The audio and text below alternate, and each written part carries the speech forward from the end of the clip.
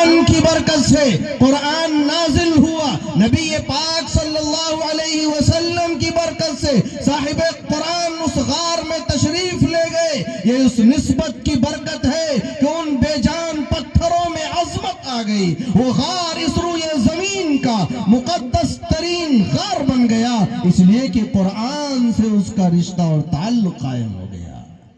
ہماری یہ محفل، ہماری یہ مجلس بھی قرآن کے نام پر ہے۔ ہو سکتا ہے ہم اپنے گھروں میں صوفوں پر ہوں، میں خود ایک کرسی پر بیٹھا ہوں، آپ کے لیے بیٹھنے کی یہ نشست ہے، زمین پر ٹاٹ پر بیٹھنا ہے۔ اے ایمان والے میرے بھائیوں، نوجوانوں، ایمانی غیرت کا یہ تقاضا ہے کہ آپ اس فرش کو نہ دیکھیں، یہ دیکھیں کہ یہ مجلس کس کی نسبت پر منعقد ہو رہی ہے،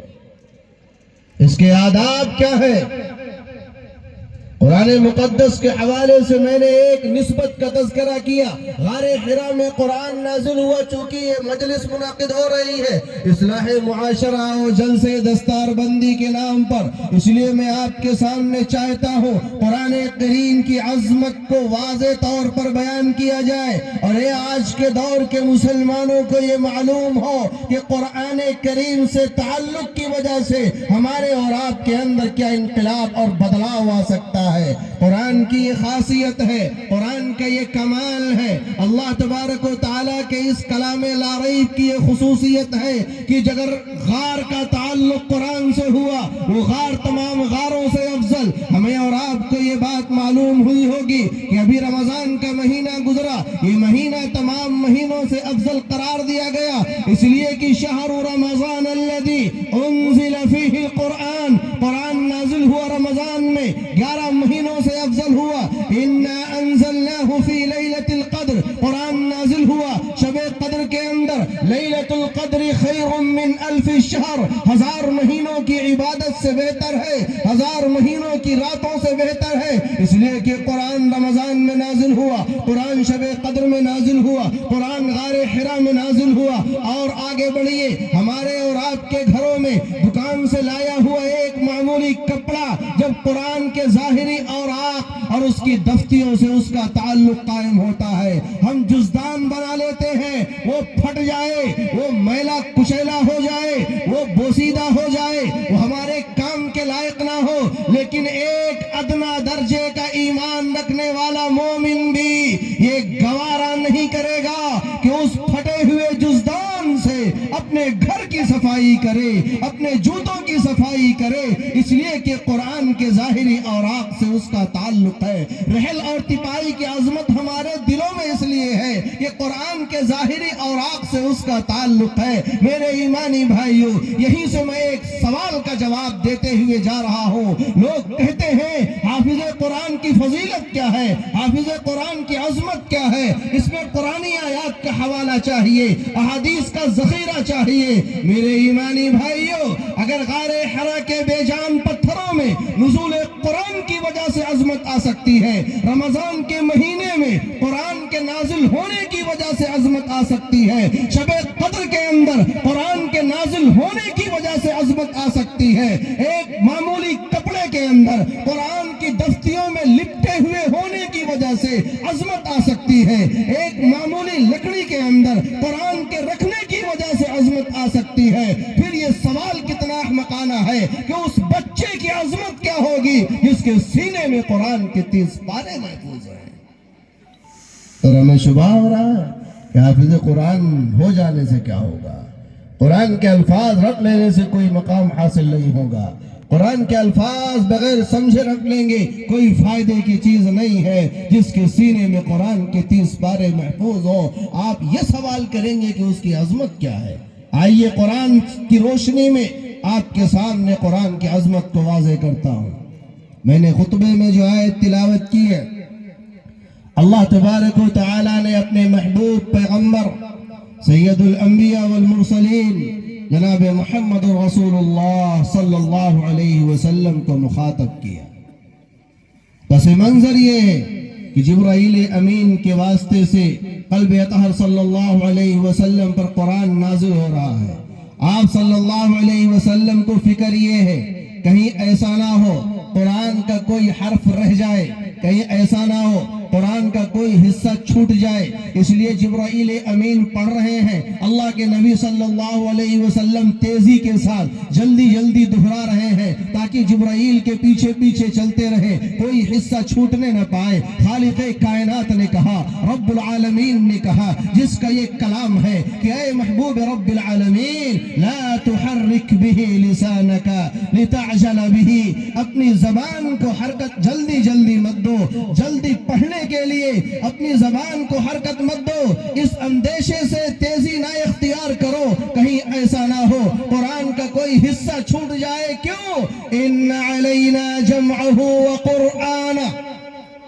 اللہ نے قرآن میں بیان فرمایا, اے میرے محبوب قرآن کو جمع کرنا, قرآن کو محفوظ کرنا, قرآن کو زبان پر جاری کرنا, قرآن کو پڑھانا, ان علینا, یہ ہماری ذمہ داری ہے. اللہ تبارک و تعالیٰ نے کہا انسانوں کی زبانوں پر قرآن جاری میں کروں گا, قرآن کی حفاظت میں کروں گا. انا نحن نزلنا الذکر وانا له لحافظون, قرآن نازل ہم نے کیا, حفاظت میں کروں گا. اور پھر خالق کائنات نے, جس کی شان یہ ہے اللہ الصمد, پوری کائنات سے بے نیاز ہے, اپنی شان بے نیازی کے ساتھ اللہ تبارک و تعالیٰ نے کلام لا ریب کی بھی حفاظت کی. جس طریقے سے اس بے نیاز رب کائنات نے اپنے گھر کی حفاظت کے لیے جب دشمنان اسلام اس گھر کو گرانے کے لیے اکٹھا ہوئے تھے تو اپنے اس گھر کی حفاظت کے لیے ہاتھیوں کے لشکر کے مقابلے میں اگر وہ خدا چاہتا ہاتھیوں کا لشکر اتار دیتا, لیکن اس نے کہا نہیں, میری شان بے نیازی کا تقاضا یہ ہے کہ ہاتھیوں کے لشکر کا مقابلہ کرنے کے لیے چھوٹے چھوٹے پرندے آئیں گے اور پورے لشکر کو تہو بالا کر دیں گے. خانہ کعبہ کو گرانے کا خواب دیکھنے والا ابرہا اور اس کا نادان فوجی دستہ اسی زمین کے اندر تہس نہس ہو گیا. اللہ نے کہا اے میرے محبوب قرآن کی حفاظت کی ذمہ داری میری ہے. شان بے نیازی تو دیکھو, اللہ نے قرآن کی حفاظت کی ذمہ داری لی. قرآن جبرائیل امین کے واسطے سے قلب محمد الرسول اللہ صلی اللہ علیہ وسلم پر نازل ہو رہا ہے. نازل ہونے کے ساتھ ساتھ نبی آخر الزمان صلی اللہ علیہ وسلم اپنے جانثار صحابہ کے سامنے قرآن کی آیتیں دہرا رہے ہیں. قرآن کی آیتوں کو صحابہ اپنے سینوں میں محفوظ کر رہے ہیں. صحابہ کرام کے پاکیزہ سینوں سے ہوتا ہوا یہ قرآن تابعین کے پاس پہنچا, ائمہ قرأت کے پاس پہنچا, وہاں سے ہوتے ہوئے تابعین تک پہنچا. مسلمان دنیا کے جس خطے میں گئے اپنے سینے سے قرآن کو لگائے رکھا. ہندوستان کی سرزمین پر جب مسلمانوں کے قدم پڑے, بابرکت قدم پڑے, وہ قرآن کا تحفہ ساتھ ملائے, نسلم بعد نسل منتقل کرتے رہے. یہ سلسلہ آگے چلتا رہا. ہندوستان کی سرزمین پر قرآن کی تعلیم عام ہوتی رہی. لیکن ایک انقلاب آیا اور اس انقلاب کے نتیجے میں 1857 کے اندر تختہ پلٹ دیا گیا, بادشاہت چلی گئی, مسلمانوں کے ہاتھوں سے نوابی چلی گئی, جاگیر چلے گئے. مسلمانوں کا اعتماد ڈاؤن کرنے کے لیے مسلمان علماء کرام کو پھانسی کے پھندوں پر چڑھایا گیا اور ایک نظام تعلیم لاگو کر کے اس نظام تعلیم کو لاگو کرنے والے لارڈ میکالے نے ایک پاگل پن اور دیوانے والا خواب دیکھا اور اپنی ایک چٹھی میں اپنے گرو کو لکھا جو لندن میں بیٹھا ہوا تھا کہ ہم نے ہندوستان کے اندر ایک ایسا نظام تعلیم ایجوکیشن سسٹم لاگو کر دیا ہے کہ اگلی نسل آتے آتے ہندوستان کے لوگ اپنے اپنے آبائی مذہب کو چھوڑ دیں گے. نہ کوئی مسلمان رہے گا, نہ کوئی ہندو رہے گا, سب عیسائیت کے رنگ میں رنگ جائیں گے. چنانچہ اعلان کر دیا گیا اے ہندوستانی مسلمانوں, اپنے نونہالوں کو ہمارے ہاتھوں میں دو, ہم ان کی تعلیم کریں گے, ان کی تربیت کریں گے, ان کے سینوں کے اندر علوم کے دیے روشن کریں گے. ایسے نازک وقت میں, نازک حالات میں علماء ربانیین کا جو ایک لٹا پٹا قافلہ تھا, اس قافلے کے جو ذمہ داران تھے وہ دیوبند کی گمنام بستی میں بیٹھے, سر جوڑ کے بیٹھے کہ اس کا مقابلہ کیسے ہو. اللہ نے اپنے ان بندوں کے دلوں میں یہ الہامی طریقہ ڈالا کہ اب تک تک مدرسے چلتے تھے حکومت کے خرچے پر، اب تک مدرسے چلتے تھے نوابوں کے خرچے پر، اب تک مدرسے چلتے تھے جاگیرداروں کی جاگیر پر۔ اے ہندوستانی مسلمانوں، اب آؤ اور ہندوستان کی عوام کو آواز دو کہ اے ملت اسلامیہ ہند سنو، اب تمہاری جاگیر کا مسئلہ نہیں ہے، تمہاری نوابی کا مسئلہ نہیں ہے، تمہاری حکومت و سلطنت کا مسئلہ نہیں ہے، اب مسئلہ ہے آنے والے نسلوں کے ایمان کا اور ان کی قرآنی تعلیمات کا۔ اس لیے اپنے خون پسینے کی کمائی نکالو، اور ہم نے اللہ کے نام پر ایک شمع جلائی ہے، علم کا ایک دیا روشن کیا ہے، اپنا خون جگر اس میں شامل کرو۔ وار اسلامیان ہند، مسلمانان ہند لٹ گئے، قافلے بچھڑ گئے، تباہ و برباد ہو گئے، لیکن قرآن کی عظمت اور محبت کے نام پر، قرآن کی عظمت اور محبت کے نام پر جب دیوبند نامی اس گمنام بستی میں حاجی عابد حسین اپنے سر کے رومال کو اتار کے دیوبند کی گلیوں میں ٹہلتا ہے، اس زمانے کے اعتبار سے عوام کے دروازے پر جاتا ہے، اے لوگوں چندے کی ضرورت ہے اس لیے کہ ایمان خطرے میں ہے۔ دیوبند کے لوگوں نے بھرپور تعاون کیا، اور انقلاب 1857 کے 9 سال کے بعد 1866 کے اندر ایک ادارے کی بنیاد ایک استاذ ایک شاگرد کے درمیان میں رکھ دی گئی۔ یاد رکھیے گا، وہ ایک استاذ اور ایک شاگرد نہیں، بلکہ جو خدائی وعدہ تھا، ان علینا جمعہ وقرآنہ، جو اللہ کا وعدہ تھا، انا نحن نزلنا الذکر وَإِنَّا لَهُ لَحَافِظُونَ، در حقیقت اللہ تبارک و تعالی نے اپنے ان نیک بندوں کے دلوں میں حفاظت قرآن کریم کا وہ جذبہ پیدا کیا کہ دیوبند کی سرزمین پر جو دیا جلایا گیا، زیادہ نہیں 10-20 سالوں کے اندر ہی وہاں سے اٹھنے والی شمع، وہاں سے اٹھنے والی چمک پورے ہندوستان سے باہر تک محسوس ہوتی رہی۔ جگہ جگہ اب ادارے قائم ہونے لگے، مدارس قائم ہونے لگے، مکاتب قائم ہونے لگے قرآن کی حفاظت کے لیے۔ کوئی اللہ کا